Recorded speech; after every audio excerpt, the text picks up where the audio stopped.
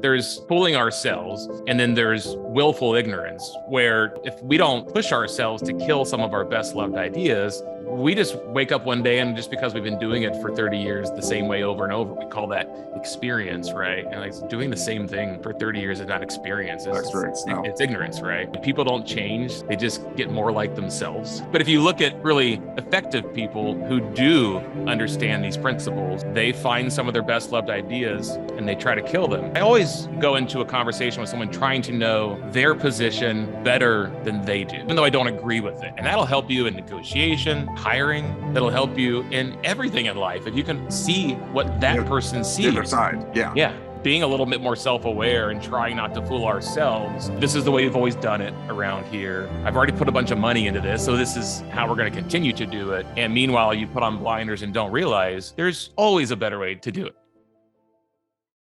Hi, David here. Well, today I brought back one of my longtime good friends and colleagues in the field of dentistry and orthodontics, and that's Dr. Dustin Burleson. Dustin has been practicing orthodontics for 16 years. He attended the University of Missouri Kansas City School of Dentistry for both his dental degree and his certificate in orthodontics. He earned his MBA from New Charter University and is board certified by the American Board of Orthodontics. Dr. Burleson uses his specialty training to help patients with cleft palate at St. Luke's and Children's Mercy Hospitals. Dr. Burleson is the director of the Leo H. Ream Foundation for Cleft and Craniofacial Orthodontics. He also supports Smiles Change Lives and is the nation's largest provider of free orthodontic care through his community orthodontic program. In addition to his professional pursuits, Dr. Burleson finds fulfillment in his role as a husband and father of three. Outside of orthodontics, Dustin enjoys cycling, golfing, and sailing. And just a little personal note, I've known Dustin for well over a decade. We've become good friends and colleagues, and we share a lot of the mutual benefit of serving our industry colleagues in orthodontics and dentistry in the respective things that we do. He's a great mentor, really a deep thinker, and somebody I think you'll really enjoy the conversation that we have today. I'll let you be the judge, but Dustin's a great guy, and I'll have him back from time to time to do some deeper dives as we have done today. Dustin, it is always great to have you back, and particularly the first of the year. You are one of my favorite people to read and follow, and I love being when I have a chance to be with your mastermind groups, just hanging out with you at some other meeting, but also just reading what you write, and that kind of prompted me to jump in today and just pick up some things that you've delved into recently. You're a very innovative thinker, and one of the things that I think I see, and this happens to me, probably everybody else. We get to a new year, and of course, people are setting up resolutions and goals and, resetting, and that's always a good thing. You should do that all the time, but the new year is a time when people do that. And you wrote recently about kind of the consequences or the effects of short-term thinking regarding making decisions on really long-term issues or plans. And so people just grabbing something to fix something in the short run, but then not realizing there's unintended consequences that reveal themselves later. You want to talk about that a little bit and how you see that maybe in your life or with people you work with? I mean, hardworking, very, very, very, very good people that we have a chance to work with. Where do you see some of these effects occur? Yeah, I'm seeing one of them in this room right now. There's a short-term effect of the electrician came yesterday in this new house we're in Seattle, and we said, hey, I don't think those lights are installed properly. So I think he took the short-term fix on this light. So I'm going to dim it just a little bit so your viewers don't have this constant flickering in this corner. So I think perfect example right there in front of us. Didn't have to go far for that one. Yeah. Hopefully that's better. That's good. All kidding aside, it is a good example. We had the same issue with our remodel in Kansas City. Most electricians are taking very short-term fixes for things. I'm going, hey, maybe we can have some light bulbs that actually dim in this house. That would be cool. You come in early in the morning and flip the lights on. I'm like, the lowest setting is fluorescent, glare, right? I'm like, I long for the days when we had real light bulbs you could actually dim that weren't, toxic waste when you had to, dispose of them. But I think that article resonated really well with our readers. And, a lot of it is from smart people, very smart people like Charlie Munger and Warren Buffett, Shane Parrish, people that do mental modeling.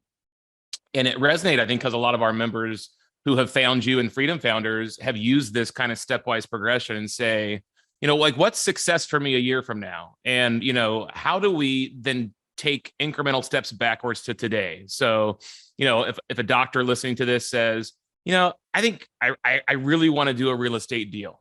right? If they just sit and wait and rely on society's push to do things in the short term, they're going to take the vacation to the Dominican Republic. They're going to buy, the jet ski this summer. They're not going to do the things that would prepare them to make an investment in real estate. So I always ask them, I say, what does a huge success look for you just next year? What would be huge for you next year? And you say, well, I'd probably be like ready to do my first deal with David's group. I'd be finally ready to invest. I'd have the knowledge. I would have the financial acumen. I would be prepared financially. My spouse would be on board.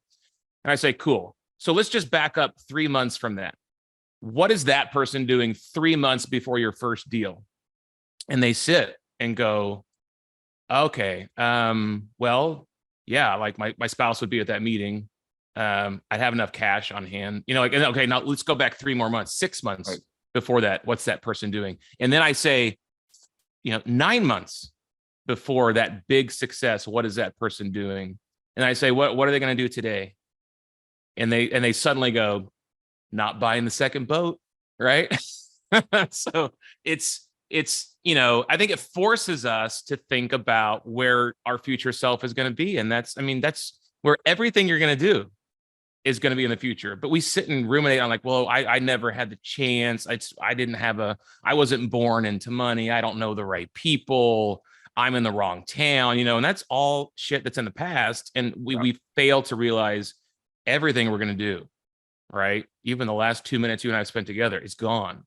It's all going to be in the future. So that kind of forces them to think long term. And that's right. That's the way you generate happiness. That's the way you generate success for everyone around you, is by playing the long game, right? But society, by the way, is telling us everything, entire opposition to that. Yeah, get it today, make it happen today. No planning, and our education, what we went through, was so built on step by step. You had credits and you went through the courses, and so we're kind of used to that. And I think we tend to be risk averse, which I think that's not a bad thing when we're dealing with the human body. That's probably good. But in everything else in life, you're right. If we don't really look ahead and then reverse engineer and have benchmarks, milestones to know where we are in that pathway, once we define success, as you said, wherever that is, 9 months out, a year out, wherever that is, and then reverse engineer that. If we don't have those milestones to measure, we get lost, and we're always, getting ready. Well, I'm getting ready. As you said, well, I'll study some more.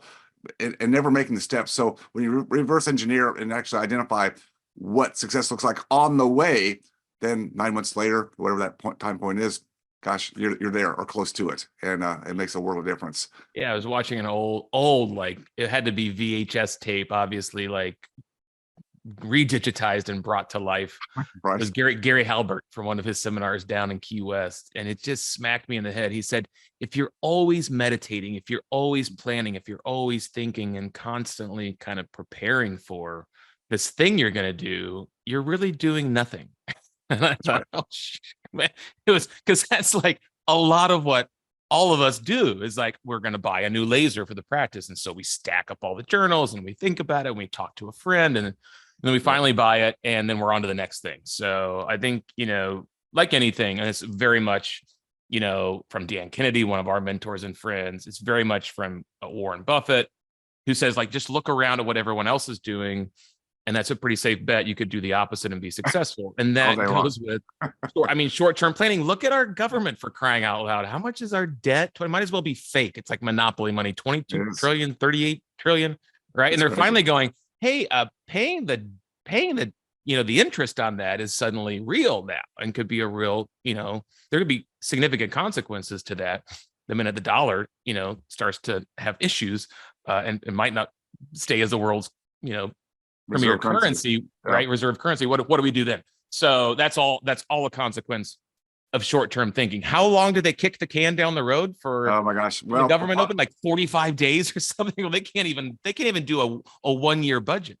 Well, with politics, I mean, we could come up with example after example after example. That's the world they live in. It's never long-term consequences for them, because they're in office and they create the havoc, and then they're out, and like somebody else's problem. So we're out. They never stick around and see what happens. So that's interesting. Don't run your business like that. No, never. Yeah. Definitely do the opposite of what the politicians do. Yeah. You have no idea. So that kind of leads into another provocation you put out, which was about certainty. And I think Mark Twain said it well. What Mark Twain says, he says, it's not what you don't know that gets you into trouble, but it's what you know for sure that just ain't so, is where the real problem is. And so how much of the time do we live our life kind of in a little bit of lack of ignorance? We may follow something or somebody. We may think that's the way to go because everybody else does it. It's the herd mentality. It's the group thing. So I'll just jump on and do it. But have you really questioned, the essence of what it is you believe is to be true, right? And so dig into that a little bit. What areas do you see again with people we're privileged to work with? But where does certainly I know what I'm doing, I've got this. Where does that come back to haunt them if they don't really have a way to dissect and see what they're looking at really has truth and foundation to it? Yeah, I mean, it's such a profound quote by Mark Twain, and Richard Feynman says the same thing in a different vein. He says, first, don't be fooled, and then realize you're the easiest person to fool, right? We fool ourselves. I was in a seminar once, and we're looking at all these beautiful cases with this really cool bracket system, and it's new and it's exciting. And, most of the people sitting around me have been practicing for 30 or 40 years. And by lunchtime, they've said, I already know how to do this better than I can. This new thing's not going to help me. And so that really falls in the category of willful ignorance, which is I'm not even going to attempt to learn if this could be better for my patients. And we get stuck in that rut. And it's really easy in private practice to do that because we are in a silo often. We don't have partners. And when we go to CE meetings, it's often, it's how many chairs do you have and how big is your practice and how many millions did you do? And no one's saying like, hey, show me some cases where things didn't go well. And how could we be better at this? So there's fooling ourselves. And then there's willful ignorance where, if we don't push ourselves to kill some of our best loved ideas, we just wake up one day and just because we've been doing it for 30 years the same way over and over, we call that experience, right? And like doing the same thing for 30 years is not experience. It's ignorance, right? Yeah. I don't know who said it, but I mean, I think it's like a movie line or somewhere, but a lot of movies have great, screenwriters. And it said, people don't change. They just get more like themselves, right? Yeah. But if you look at really effective people who do understand these principles, and Charlie Munger again comes to mind, they find some of their best loved ideas and they try to kill them. He said, I always go into a conversation with someone trying to know their position better than they do. You do. Right. Even though I don't agree with it. And that'll help you in negotiation. That'll help you in hiring.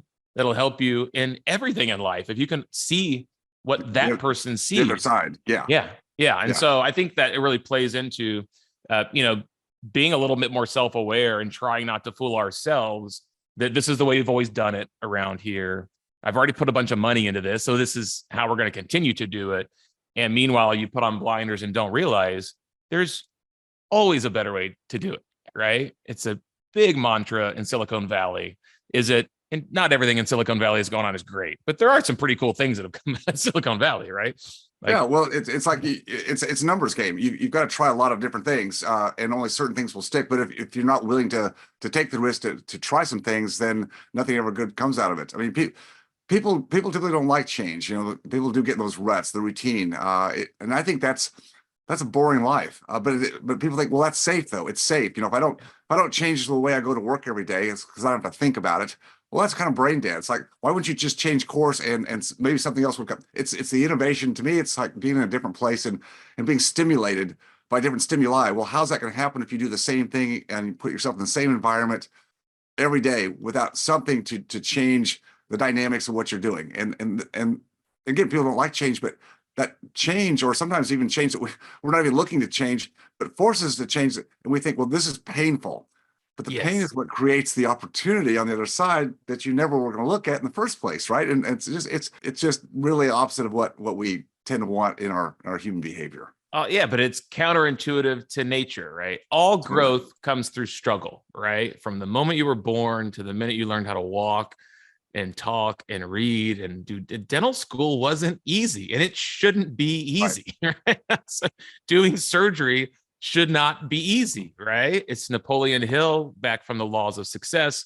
The tallest tree in the forest isn't the tallest because it's, shaded from the sun and protected from the wind and, never has to bend in high storms. It's actually the tallest because it's resisted all of those things. It has learned to withstand the scorching sun. It has learned how to grow amidst adversity. And this goes way back to Stoic philosophy. If you read Ryan Holiday's book, The Obstacle is the Way, or you go and read the great Stephen Pressfield, it's all about like, where is the resistance in your life? Where's the obstacle? And the average person wants to go around it, wants to hide from it. The most effective go right at it. They go straight towards the obstacle. And that's really, they embrace the resistance. And it sucks, right? I'm not kidding. Like, hey, it's like, just, we're not going to sit around the campfire and sing Kumbaya and like, oh yeah, we're all going to do the hard thing. Like, it sucks to do the hard thing. But the reward is it's exponential, right? It's super linear, right? It's more than 1 + 1 = 2. One thing that everybody had to go through just a few years ago, and the backside of that are still being played out today, depending upon how you dealt with it. But it was COVID, the pandemic. Every business owner in this country had to deal with it. And again, decisions that were made, good, bad, or ugly. But how much was learned about that? How much changed in the dynamics of the operations of our colleagues, dental practice, ortho practices that actually became innovative because of what we had to do and adjust to that. So again, these things that happen in life where they're painful, but on the other side, you figure things out. And I think everybody learned some things just even during that period of time that made them better people, more strengthened them, and made their practices on the backside more resilient to things that may happen again. Yeah, there's certainly a silver lining to that. I mean, it sucks that we had to go through that as a global society, but and some people didn't learn anything, right? I still see people showing up to work sick. I'm going, what are you doing? Go home, or at least, just don't come cough all over us. But I mean, think about so we had, Bernie Madoff. Did we learn? No, we got Sam Berkowitz, the Bitcoin kid, right? Just totally made up numbers. Just tell me, did we learn? Due diligence means actually you look at the numbers, you go kick the tires, you see the real estate, you actually do the diligence. Exactly. But it's easy again to trick ourselves. But I think hopefully we built a more resilient workforce that today I think younger generations have just said, I'm not giving you 100% like you did, like you and I and our parents did. We put 100% of our heart and soul into our business and enterprise. And a lot of younger generations are saying, I'll give you 85%, right? I'm not going to learn off the job. I don't really want to do anything past 5 o'clock. I kind of want to work from home a little bit. And so we got to figure out how to reconcile that with what workers want instead of just complaining about it. But that's definitely been that's going to stick. I'm not working for little money in, a crappy environment if you're not going to take care of me. I think people are wising up to that, and hopefully it'll be better. I mean, we can't cut our way to greatness. We just need to find organizations that deliver more value so we have the margin to invest in great people. I still have great experiences at the Four Seasons. I still have, really nice experiences, with a lot of the retail shops I go into. But the average hotel, we drove the dogs out here because we didn't want to ship them out here. So we drove 27 hours and we stayed in little, Springfield Inn suites along the highway. And I can tell you, they're objectively awful. Right. I mean, there's one person working the whole place. Yeah. The free breakfast in the morning, comes out of a box, it's just garbage. And so, but that's, that's where we are when businesses have not paid attention to their margin. But then you check in at the Four Seasons, you're like, this is how customer service is supposed to be. You go to Disney, right? Or even Costco. There are great businesses doing it the right way. Right. And I think they've learned those lessons from the pandemic, and hopefully they stick. But I don't know, probably 50-50 on our memory and, forgetting some of the good stuff we put into play.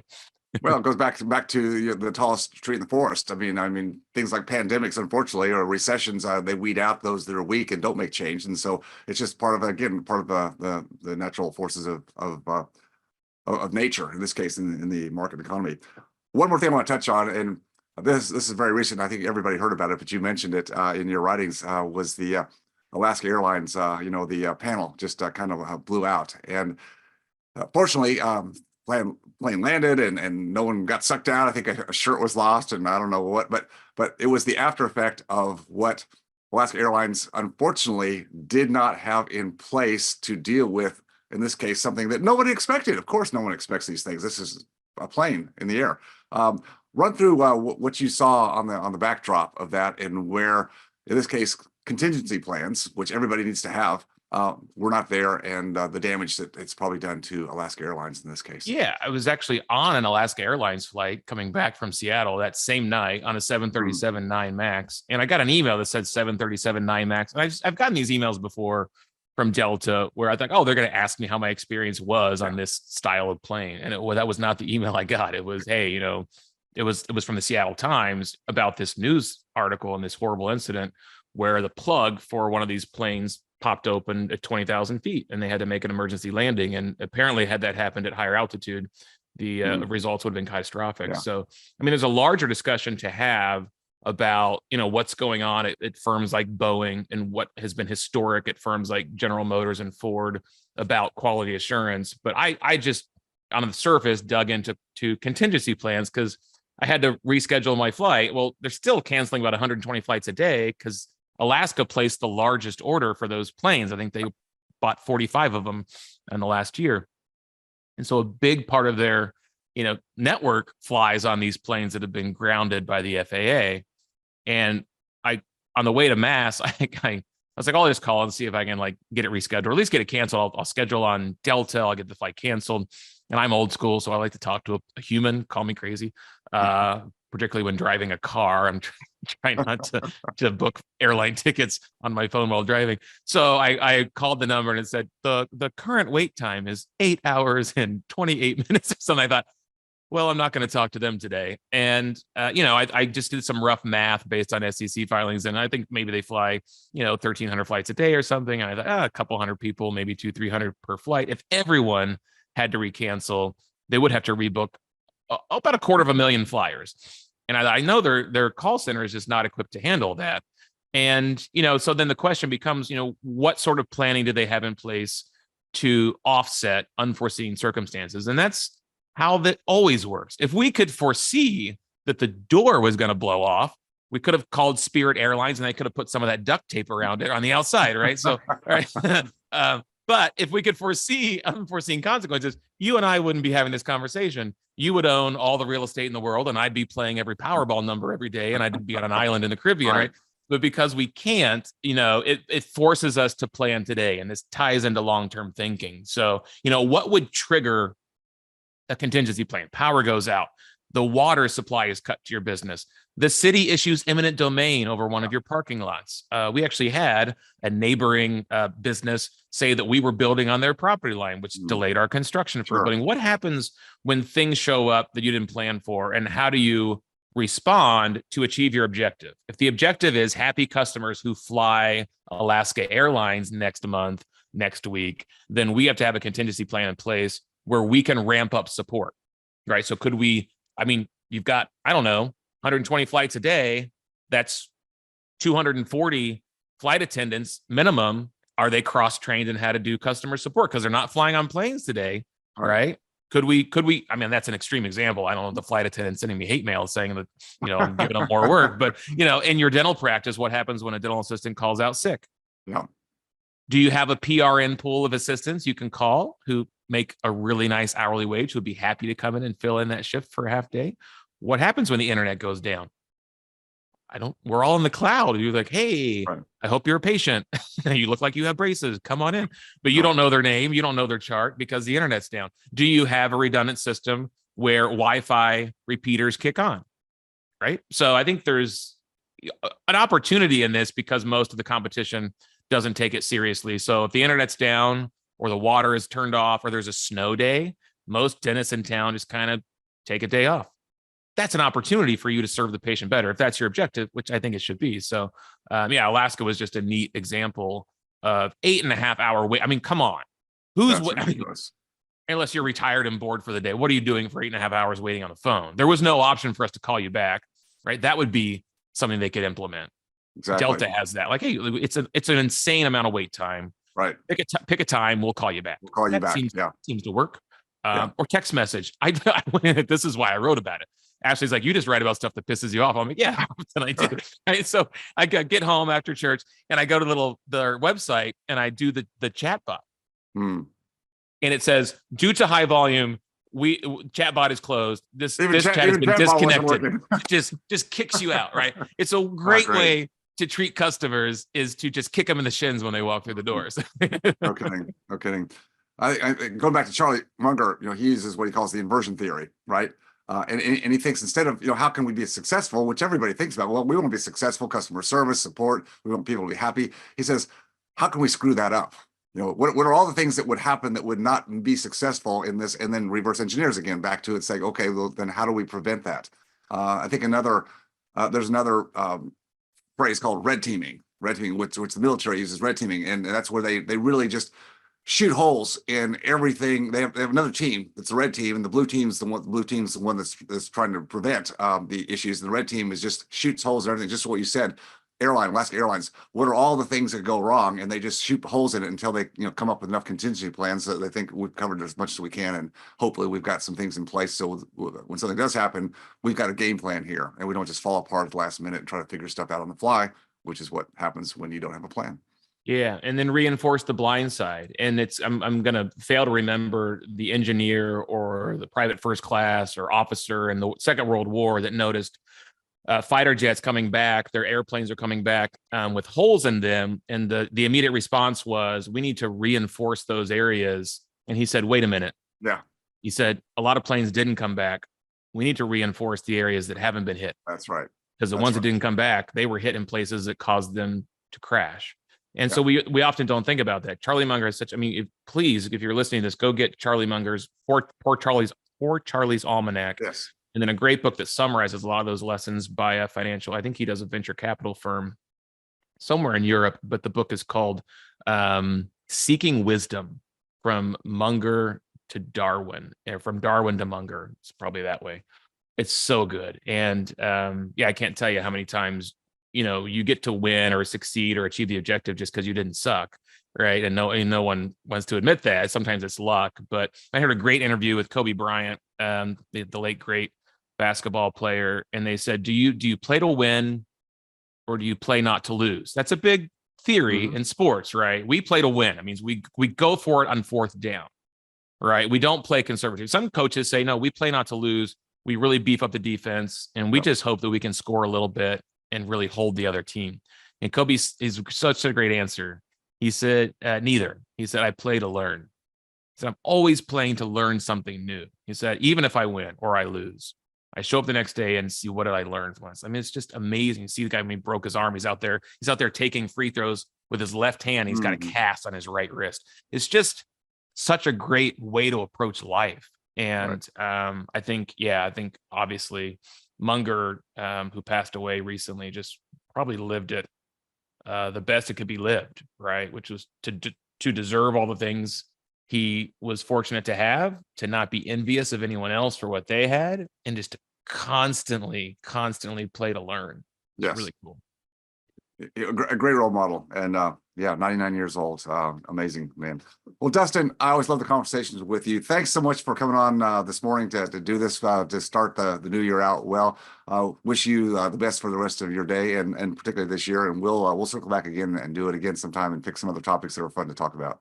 David, thank you. And thanks for all you do for all of our friends at Burleson Seminars and members. We get great mail and feedback, and it's such an honor to watch them grow through you and to see them truly change their lives. It's awesome to see, and keep doing what you're doing. We appreciate it. My pleasure. My best to you. Take care.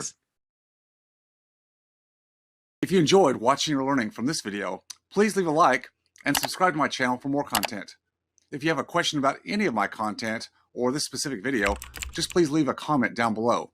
And as always, stay focused on your freedom. I'll see you next time.